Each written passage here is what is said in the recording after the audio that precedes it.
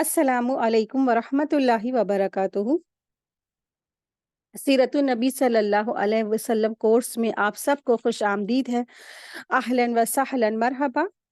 آج کا ہمارا چیپٹر ہے مسلمانوں کی ہجرت اور پھر قریش دارالندوہ میں، پارٹ 21 ہے۔ نحمدہ و نصلی علی رسولہ الکریم، اما بعد فاعوذ باللہ من الشیطان الرجیم، بسم اللہ الرحمن الرحیم۔ رب اشرح لی صدری ویسر لی امری واحلل عقدۃ من لسانی یفقہوا قولی۔ ربی زدنا علما، اللہم صلی علی محمد وعلی آل محمد کما صلیت علی ابراہیم وعلی آل ابراہیم انک حمید مجید۔ اللہم بارک علی محمد وعلی آل محمد کما بارکت علی ابراہیم وعلی آل ابراہیم انک حمید مجید۔ مسلمانوں کی ہجرت۔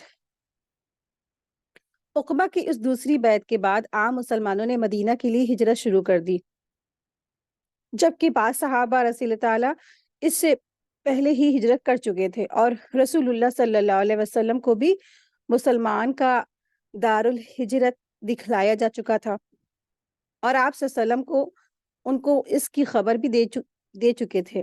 آپ صلی اللہ علیہ وسلم نے فرمایا، یعنی کہ جو جو ہجرت ہے، اس سے مراد دراصل یہ کیا ہے، کون سا علاقہ تھا؟ یہ مدینہ کا علاقہ تھا۔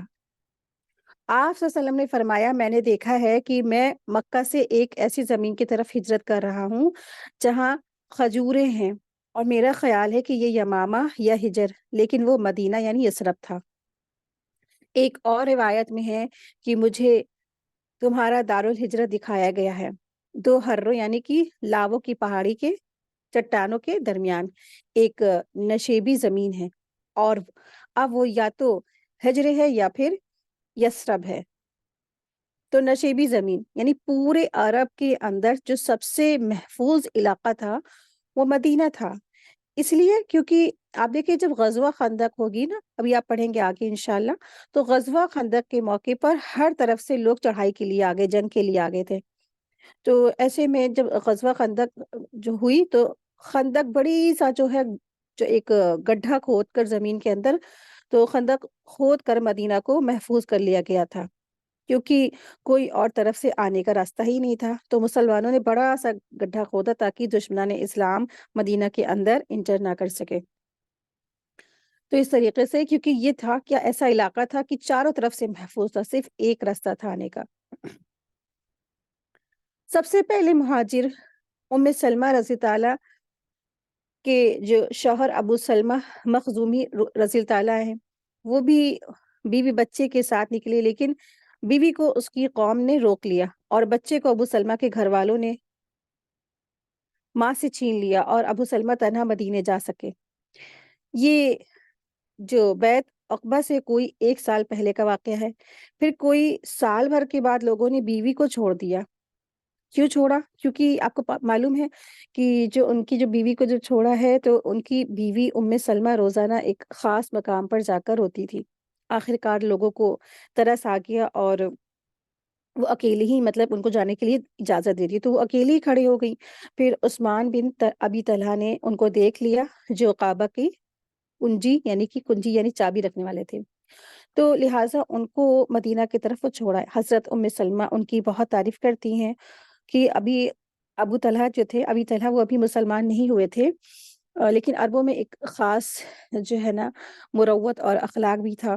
کہتی ہیں کہ راستہ بھر انہوں نے مجھ سے کوئی بات نہیں کی، اور مدینہ پہنچا کر وہ وہاں پہ اس وقت جو ہے فوراً اسی وقت لوٹ آئے، یعنی مدینہ ٹھہرے بھی نہیں، اور ایک بھی نہیں انہوں نے کچھ بھی، مطلب کہ کچھ بھی اس کے بدلے میں کوئی نہ اجر لیا، نہ صلہ لیا، نہ شکریہ لیا، کچھ بھی نہیں، بس فوراً چھوڑا اور چلے۔ آپ دیکھیں کہ یہ جو سفر تھا 1-2 دن کا ہی، ظاہر سی باتیں ہوگا۔ اس زمانے میں کیا ہوتا ہے کہ لوگ بس سے بیٹھے، صبح سے شام، بس سے بھی لگتا ہے مکہ سے مدینہ جانے میں تقریباً، آپ جب صبح سویرے سفر طے کرتے ہیں تو شام کو پہنچتا ہے انسان، مسلسل بس چلتی رہتی ہے، وہ بھی 100 کی سپیڈ میں۔ اگر آپ دیکھیں کہ اگر کوئی پیدل جا رہا ہے یا اونٹ سے جا رہا ہے، 2-3 دن تو لگنے ہی والے، ظاہر سی بات ہے۔ تو اتنا بڑا ٹائم کے بعد بھی انہوں نے نہ ان سے کوئی بات چیت کی، کچھ بھی نہیں، بالکل مطلب کہ تقوی والے تھے۔ اس سے کیا پتہ چلتا ہے؟ وہ تقوی والے تھے، اور اس سے بھی پتہ چلتا ہے کہ وہ بعد میں مسلمان ہو گئے تھے، ایمان لے آئے تھے۔ تو उनकी वो तारीफ़ करती हैं। तो इसके बाद जो है फिर कोई 2 साल फिर कोई साल भर के बाद उन लोगों ने बीवी को छोड़ दिया और वो अबू सलमा रज़ी अल्लाह अन्हु से आ मिली। अबू सलमा के बाद आमिर बिन रबिया उनकी बीवी लैला बिन्त अबी हस्मा और अब्दुल्ला बिन उम्मे मकतूम रज़ी ताला ने हिजरत की। फिर बैत उक़बा मुकम्मल हुई तो मुसलमानों ने पै दर पै हिजरत की।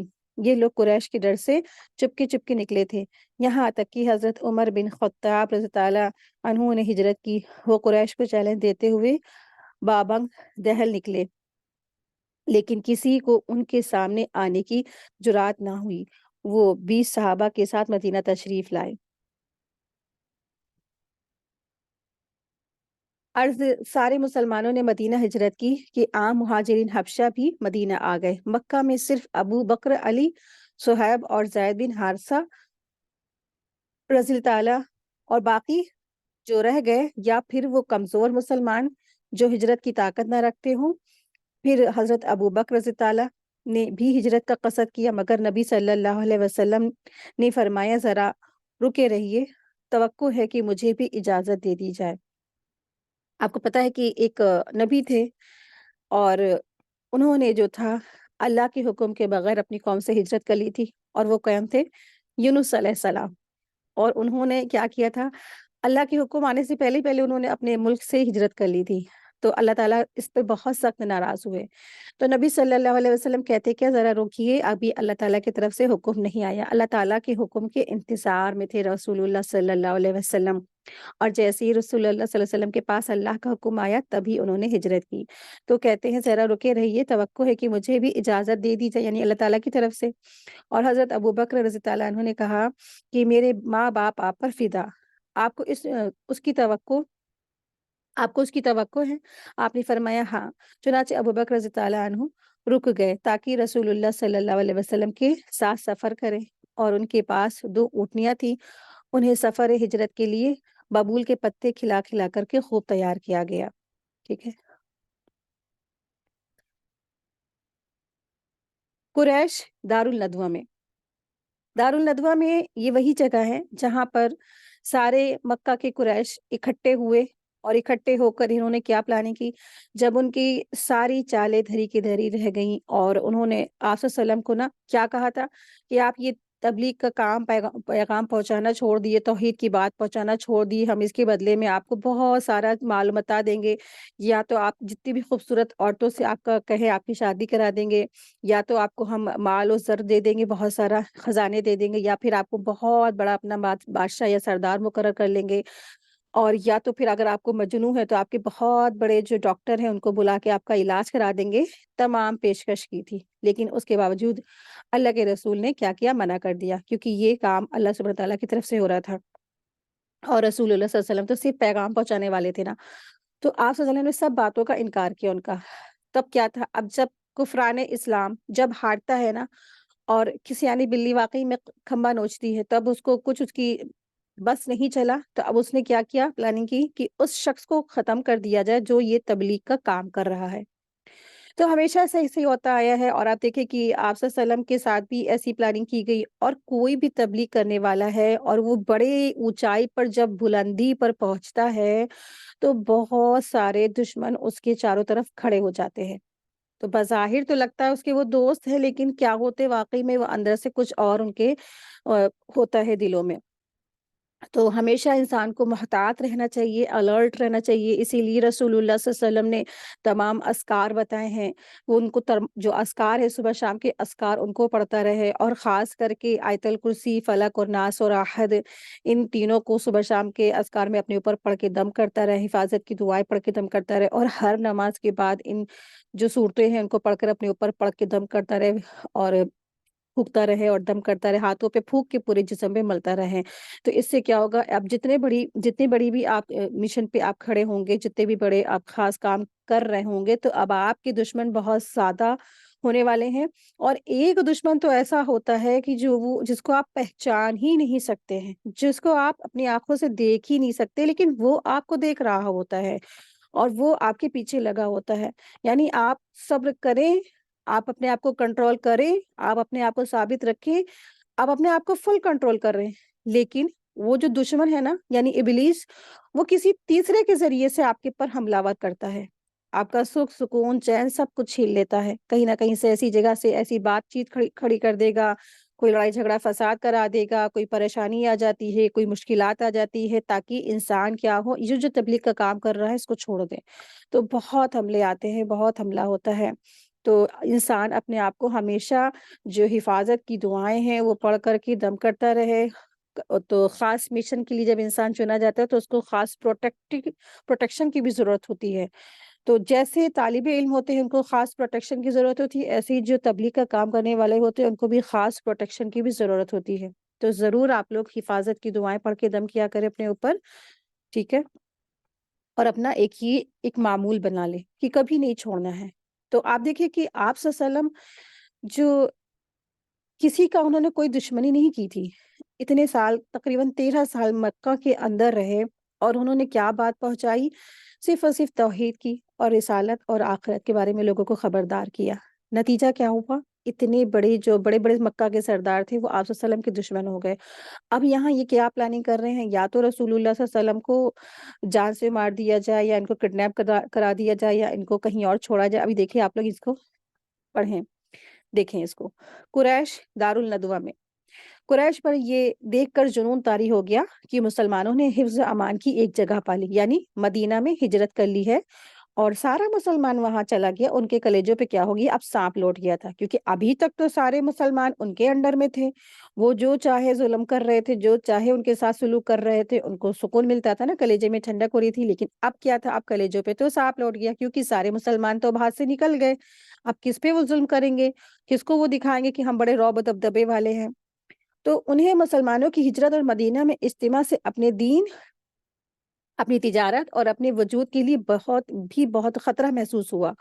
تو چنانچہ وہ جمعرات 26 صفر سن 14 نبوت کی صبح کسی ایسی تجویز پر غور اور حوض کے لیے دارالندوہ میں اکٹھا ہوئے۔ یہ دارالندوہ ایک جو ہے اسپیس تھا، جگہ تھی، تو وہاں یہ سارے کے سارے اکٹھے ہوئے جو اس خطرے سے نجات کی ضامن ہو۔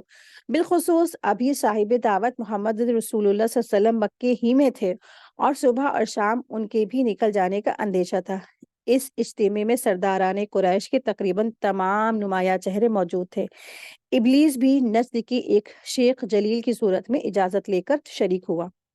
اہل اجتماع پر اصل قضیہ پیش کیا گیا۔ آپ دیکھیں کہ جو شیخ جو جلیل ہے نا، یعنی نجد، جہاں جہاں بھی شیخ نجدی کا نام آئے گا تو یہ دراصل کون تھا؟ یہ ابلیس تھا، ٹھیک ہے؟ تو ابلیس کو بھی پسند نہیں ہے نا کہ اللہ کا پیغامات چاروں طرف پہنچ رہا ہے، زیادہ سے زیادہ لوگ جہنم کی جو ہے آگ سے آزاد ہو جائیں گے۔ اس کی تو خواہشات اور اس کی جو اس کی تمنا تھی، اس کی اپوزٹ کام ہو رہا ہے۔ تو ایسا کیسے پاسبل ہے کہ اس کا مشن چھوٹ جائے؟ تو اس میں وہ کیا ہوتا ہے، پرزور کوشش کرتا ہے کہ دین کا کام روک دیا جائے۔ تو اس نے بھی کیا کیا؟ یہ جو رسول اللہ صلی اللہ علیہ وسلم کی جان سے مارنے کی جو پلاننگ تھی، آپ صلی اللہ علیہ وسلم کے خلاف کی جو پلاننگ تھی، اس میں بھی وہ ایک انسان کی شکل یا صورت میں آیا، اور پھر اس میں وہ بھی شامل ہوا۔ تو ابو العلا سعود نے کہا کہ ہم اسے اپنی زمین سے نکال دیں گے اور اپنا معاملہ درست کر لیں گے، پھر ہمیں اس سے کوئی واسطہ نہیں کہ وہ کہاں گیا ہے۔ پھر شیخ نجدی نے کہا، تم دیکھتے نہیں کہ اس کی بات کتنی عمدہ اور اس کے بول کتنے میٹھے ہیں، اور وہ کسی طرح لوگوں کا دل جیت لیتا، یعنی رسول اللہ صلی اللہ علیہ وسلم کے بارے میں بات کہی جا رہی ہے۔ تو لہٰذا جب وہ یہاں سے نکلے گا تو کچھ تعجب نہیں کہ وہ عرب کے کسی قبیلے کے ہاں ٹھہرے اور لوگ اسے گرد اکٹھا ہو جائے، اس کے ارد گرد اکٹھا ہو جائے، تو پھر ان کے مدد سے تمہارے علاقے ہی میں تم پر چڑھ آئیں، اور وہ تمہارے ساتھ جیسا سلوک چاہے کر سکے۔ تو کوئی اور تجویز سوچو۔ اس پر ابو البختری نے کہا، اسے قید کر دو اور باہر سے دروازہ بند کر دو، یہاں تک کہ اس کا بھی وہی انجام ہو جو اس سے پہلے موت کی شکل میں دوسرے شعراء کا ہو چکا ہے، یعنی قید کرنے کی پلاننگ۔ شیخ نجدی یعنی شیطان نے کہا، یعنی کہ جو شیطان شیخ نجدی کی صورت میں آیا تھا، شکل میں آیا تھا، تو اس نے کہا، واللہ اگر تم لوگوں نے اسے قید کر دیا تو یہ بات اس کے ساتھیوں کو پتہ چل جائے گی، اور ان تک یہ بات ضرور پہنچ جائے گی، اور وہ اسے اپنے باپ اور بیٹوں سے بھی بڑھ کر مانتے ہیں، لہٰذا کچھ بعید نہیں کہ وہ دھاوا بول کر اس کو تمہارے قبضے سے نکال لے جائیں۔